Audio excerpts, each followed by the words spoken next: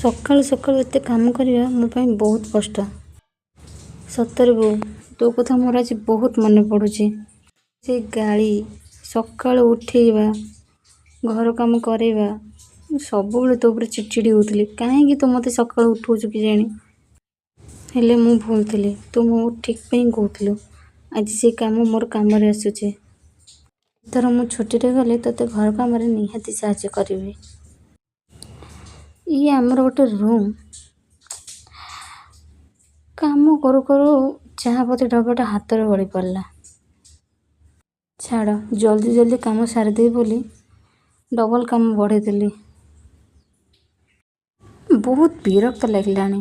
ଏ ଯେଉଁ ବେସିନ୍, ତା ପାଇପ୍ ନାହିଁ। କେତେ ଥର କୁହାଗଲାଣି ୟାକୁ ବନେଇବା ପାଇଁ, ହେଲେ ରୁମ୍ର ଓନର୍ ସେ ଜମା ଶୁଣୁନି।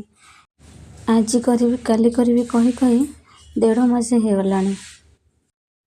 ମୁଁ ଆସିବାର ଟିକେ ମାତ୍ର ମାସେ ହେଇଛି। ମୁଁ ଆସିବା ଦିନଠୁ ବେସିନ୍ ଯେମିତି ଥିଲା ଏବେ ସେମିତି ଅଛି। ମୋ ଆଗରୁ ତ ଦିଦିମାନେ ଏମିତି କରୁଥିଲେ। ଆଜି ଯେହେତୁ ମୋର ଛୁଟି ଅଛି, ସବୁ କାମ ମୁଁ ନିଜେ କରୁଛି। ବହୁତ ରାଗ ଲାଗୁଛି। ଇଚ୍ଛା ହେଉଛି ଦୀପଦ ଶୁଣିଦେବା ପାଇଁ, ହେଲେ ମୋ ବୋଉ ମୋତେ କହିଛି ତୁ ବାହାରକୁ ଯିବୁ, କାହା ସହିତ ଝଗଡ଼ା କରିବୁନି। କାହିଁକି ଝିଅ ପିଲା ବାହାରେ ରହିଲେ ଜଗି ରଖି ଚଳିବାକୁ ପଡ଼ିବ, ନହେଲେ ତୁ ନିଜେ ପ୍ରୋବ୍ଲେମରେ ପଡ଼ିଯିବୁ। ଯେହେତୁ ବାହାର ଏରିଆ, କାହାକୁ କିଛି ନ କହିବାଟା ଭଲ। ତାଙ୍କ ସହିତ ଝଗଡ଼ା କରିବା ଅପେକ୍ଷା ନିଜେ ରୁମ୍ ଛାଡ଼ିଦେବାଟା ଭଲ।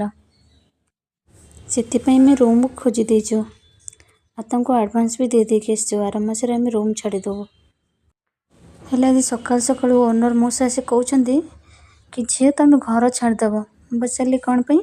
ସେ ମୋତେ କହୁଛନ୍ତି ଯଦି ତୁମର ରହିବାର ଇଚ୍ଛା ଅଛି ମୋ ସାନ ସହିତ କଥା ହୁଅ। ସିଏ କହିଗଲା ପରେ ମୁଁ ଦିଦିଙ୍କୁ ଫୋନ୍ କରି ଜଣେଇଦେଲି।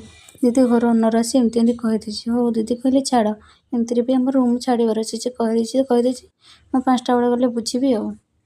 ମୋର ଘର କାମ ସାରିଦେଇକି ଟିକେ ରେଷ୍ଟ ନେଇଗଲି। ରହୁଛି।